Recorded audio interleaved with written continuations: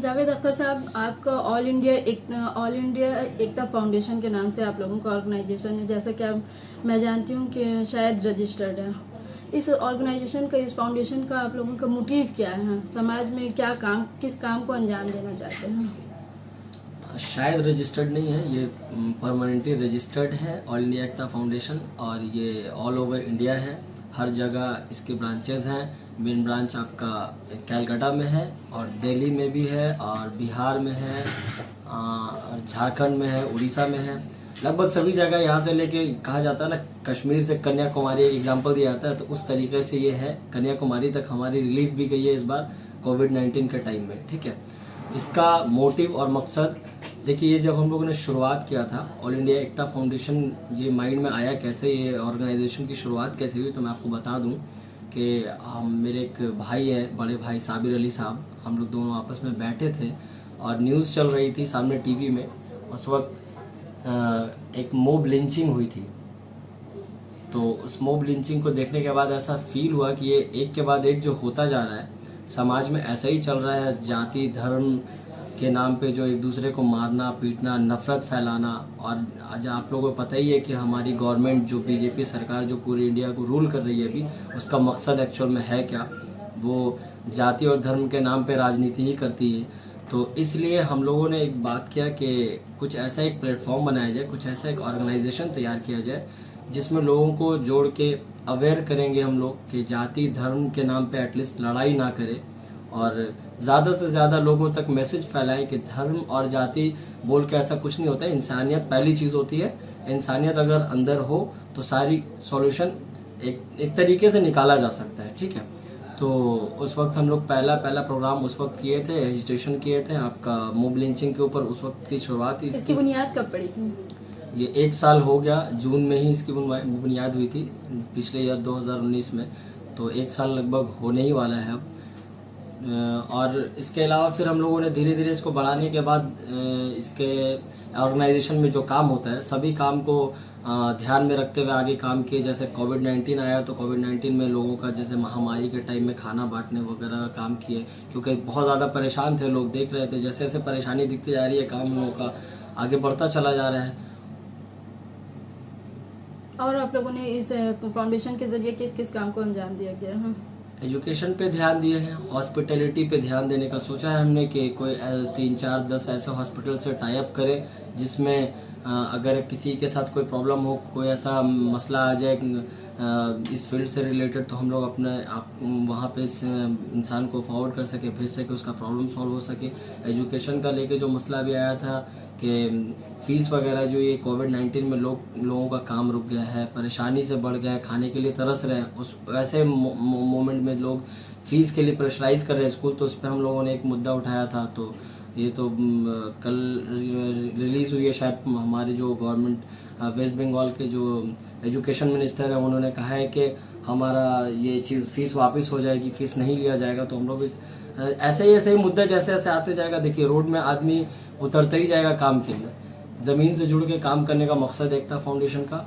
और ये फाउंडेशन और फाउंडेशन की तरह नहीं है कि आज आया कल किया, काम किया, ख़त्म कर दिया, ऐसा कुछ नहीं है। एक मकसद लेके आगे बढ़े हैं। जब तक समाज में ऐसा कुछ बुराई वगैरह होता रहेगा, जब तक ख़त्म ना कर ले, अपना मकसद में कामयाब ना हो जाए, तब तक रुकेंगे नहीं इंशाल्लाह। फाउंडेशन का आगे का प्री प्लानिंग क्या है, प्लान क्या है आप लोगों का? जिस तरीके से अभी लॉकडाउन का मरहला बढ़ता जा रहा है, आगे भी बहुत सारी दुश्वारियां आ रही है, सामने इलेक्शन है, तो क्या किसी पार्टी को भी बिलोंग है या फिर किसी पॉलिटिकल बैकग्राउंड का भी आप लोगों पे सपोर्ट है? यानी पॉलिटिकल बैकग्राउंड का ना सपोर्ट अभी तक है नहीं, और ना ही हम लोगों ने किसी से ऐसा सपोर्ट लिया है। और आगे आने वाले टाइम में इलेक्शन आ रही है, हमेशा इलेक्शन होती है, होगी जिस तरह से होना है। इसमें हम लोगों का कोई ऐसा लेना देना है नहीं। ये एक नॉन पॉलिटिकल ऑर्गेनाइजेशन है, और अभी ऐसा कुछ सोचा भी नहीं गया है कि कुछ पॉलिटिकल पार्टी में इन्वॉल्व करे इसको, ऐसा कुछ नहीं है। हाँ, लोग जैसे परेशानी में आते हैं, जैसे कोविड-19 के परेशानी में है, और अभी हो सकता है लॉकडाउन फिर अगर बढ़ गया, जैसा कि सुनने में आ रहा है, तो अगर कुछ ऐसा दिखा परेशानी, तो उसमें फिर से हम लोग रोड पे आएंगे लोगों की हेल्प करने के लिए। अब तक कितने घरों में आप?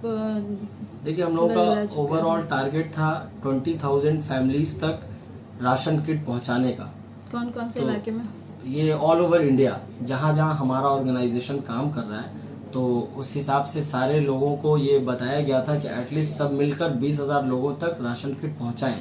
तो 20,000 हुआ नहीं, लेकिन 18,000 समथिंग के लगभग में हम लोग पहुंच गए थे कि 18 ओवरऑल हमारे पास डेटा है कि कहाँ से कितना कितना राशन किट डिस्ट्रीब्यूट किया गया, लेकिन 18,900 कुछ अभी तक कंप्लीट हो पाया है। आपके कोलकाता, आपके बंगाल के ये से कितने लोगों को अब तक डिस्ट्रीब्यूट किया? बंगाल में ही तो इसकी जैसा क्या है, ये फाउंड हुआ है बंगाल में, इसका में हेड ऑफिस बंगाल में है, तो ज़्यादातर हम लोग बंगाल में है, तो बंगाल में ज़्यादा ध्यान देते हैं, तो बंगाल में ही ज़्यादा हुआ। 8 से 9,000 फैमिलीज बंगाल की, और उसके अलावा जो भी है बची वो सारे ऑल ओवर इंडिया है। यहाँ पे बंगाल में जैसे कि अम्फान भी आया था और लॉकडाउन दोनों एक साथ हुए, तो कौन कौन से इलाके को आप लोग कवरेज दे चुके हैं? देखिए, बीरभूम डिस्ट्रिक्ट में हम लोग गए थे, शांति निकेतन। वहाँ से फोन्स और कॉल्स आई थी कि वहाँ बॉल सिंगर्स हैं, उनकी 50 फैमिलीज वहाँ बहुत परेशान हाल में थे, वहाँ तक कोई रिलीफ नहीं पहुँच रही थी, लोगों तक जा नहीं रहा। तो उन लोग ने हम लोगों से कांटेक्ट किया था, तो हम लोग वहाँ 50 फैमिलीज को जाकर के शांति निकेतन में उनको राशन प्रोवाइड किए थे। और अभी सुंदरबन गए थे, सुंदरबन में जाकर के आपका 1,000 फैमिलीज को राशन देने का काम अभी भी कंटिन्यू चल रहा है, और ये चलता रहेगा सुंदरबन वाला काम। वहाँ पे कुछ नौकरियाँ जो है, बेरोजगारी बहुत ज़्यादा हो गई है, क्योंकि कोविड का लेके सारे लोग अदर स्टेट से तो वापस आ गए हैं, तो एक बार राशन दे देने से मसला तो सॉल्व हो नहीं रहा है। तो ऐसा कुछ प्लान किया जा रहा है, हमारी कोर कमेटी में ये मीटिंग हुई थी, ऐसा कुछ प्लान किया जा रहा है कि प्रॉपर एक रोजगार उन लोगों के हाथ में मिल जाए ताकि वो अपनी फैमिली अच्छे से चला सके। फाउंडेशन का कोई ना कोई मोटिव होता है, जिस तरीके से एजुकेशन पे काम करना, हॉस्पिटल पे काम करना, या लोगों की सिर्फ मदद करना। तो आप लोगों का क्या सिर्फ लोगों की मदद करना है, या हर बर्निंग इशू को उठाना, या उनके आवाम के मसाइल को हल करना? देखिए, वक्त के हिसाब से जिसके साथ जैसा आवामों में प्रॉब्लम आता रहेगा उसको सॉल्यूशन देना, ये मेन मकसद है। दूसरा है कि चूंकि हम लोगों ने इसका नाम रखा था एकता फाउंडेशन, ऑल इंडिया एकता फाउंडेशन। एकता नाम रखने का मकसद सबसे पहला यही था, मोटिव भी यही था कि जो ये हिंदू, मुस्लिम, सिख, ईसाई, क्रिश्चियन, ये सब जो हिंदुस्तान में एक धर्म का पॉलिटिक्स हो रहा है, इसको हम लोग ख़त्म कर सके ज़्यादा से ज़्यादा। अभी चूंकि कोविड आ गया, कोविड नहीं आता तो हम लोग बहुत जगह पे ये अवेयर करने का प्रोग्राम करते, जगह जगह पे जा के प्रोग्राम करते कि ये कम से कम ना इत्तफाक़ी दूर हो जाए मन से। कोई जैसे पहले हम लोग रहते थे हिंदू मुसलमान एक भाई की तरह मिलके, वैसे ही मिलके रहना शुरू कर दें। तो इस सबसे ज़्यादा फोकस इसी चीज़ पर हम लोग करते हैं। वैसे परेशानी जिसकी जहाँ जैसे हो, वहाँ पे हमारा एकता फाउंडेशन खड़ा रहता है।